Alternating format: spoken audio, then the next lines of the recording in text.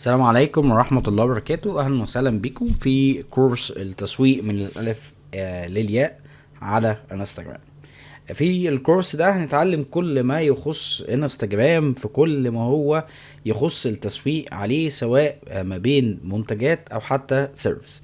ملحوظة إن الكورس دوت موجه لكل الدول العربية، سواء في مصر أو حتى خارج مصر، فتقدر إن أنت تستفيد منه بشكل كبير جدا.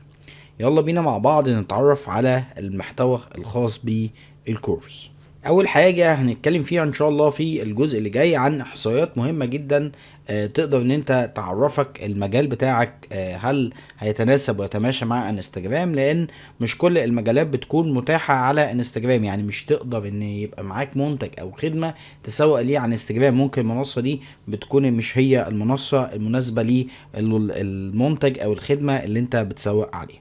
فبالتالي الاحصائيات دي مهمة ان انت تبقى عارفها عشان تقدر تقرر او تحدد بعد كده اي منتج معاك، تقدر تعرف ده فعلا هيكون ريليتد بمنصة انستجرام ولا لا.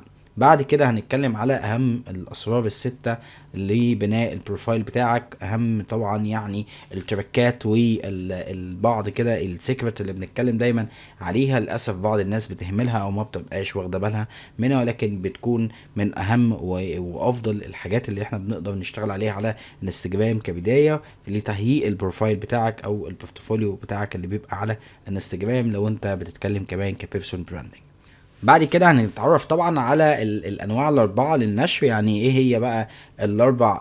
احنا لو بنشر محتوى فبنشر على فين وعلى فين، وهنتكلم طبعا على كل جزء منهم ازاي بنقدر ان احنا نشتغل عليه، وازاي ان احنا بنقدر نطلع عليه يعني افضل كونتنت عليه يقدر ان هو يعني يعمل معانا جو فايرال على الانستجرام، ويقدر ان هو يحقق لنا ريتش اورجانيك بدون اي اعلانات.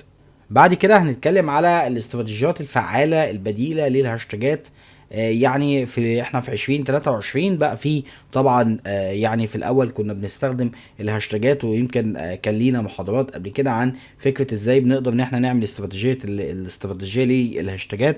ولكن مع التحديثات الجديدة المستمرة على انستجرام فاصبح كده ان بقى في طرق بديلة للهاشتاجات بتبقى فعالة اكتر من الهاشتاجات. ولكن هنا مش بقصد ان احنا هنستغنى عن الهاشتاجات ومش هنتكلم عن الاستراتيجيات اللي هي كنا شغالين بيها سابقا وما زلنا شغالين بيها، ولكن ما بقتش فعالة زي الاول، لان ليها بدايل دلوقتي. وهنتكلم على اقوى بديل للهاشتاجات هو اللي بيقدر ان هو يقدر فعلا يوصل الكونتنت بتاعك مع كل مرة انت بتنزله. هنتكلم ان شاء الله عليه وهندي كده بيه بعض الامثلة.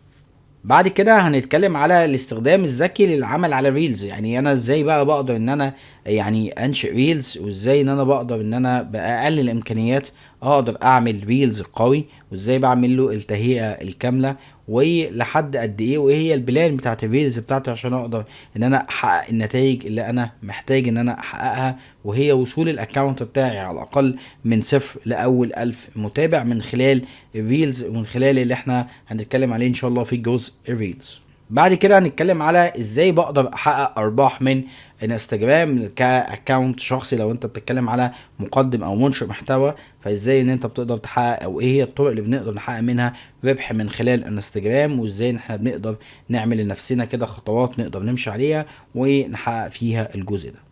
بعد كده يبقى في جزء طبعا عن انواع الاعلانات على انستجرام، وهنتكلم على اشهر الانواع وايه اشهر طبعا الحملات الاعلانيه اللي بنتم عليها على انستجرام. ويبقى في جزء طبعا ليه يعني جزء كده مخصص لوحده عن الاعلانات الانستجرام، سواء المدفوعه، والمدفوعه طبعا بيبقى ليها اكتر من طريقه، فهنتكلم على كل الطرق المدفوعه ان شاء الله لعمل الاعلان على انستجرام. واخيرا هنتكلم على خطة العمل اللي احنا بنعملها، البلاننج اللي احنا ان شاء الله نقوم بيها على اكونت انستجرام بشكل يمكن فعال، وتجربة لمدة 30 يوم عشتها مع بعض الاشخاص ومع بعض العملاء. فهنتكلم مع بعض ان شاء الله على البلان الخاصة بانستجرام. انا كده خلاص خلصت معاكم يعني محتوى الدورة. فيلا بينا مع بعض بقى نتكلم مع يعني اول طبعا جزئية هنتكلم فيها، وهي الاحصائيات لعام 2023. بيهمك ان انت تعرفها لانستجرام، ويهمنا ان احنا نتكلم فيها ونتكلم على ايه هي افضل المنتجات او الخدمات اللي بتبقى فعالة على انستجرام.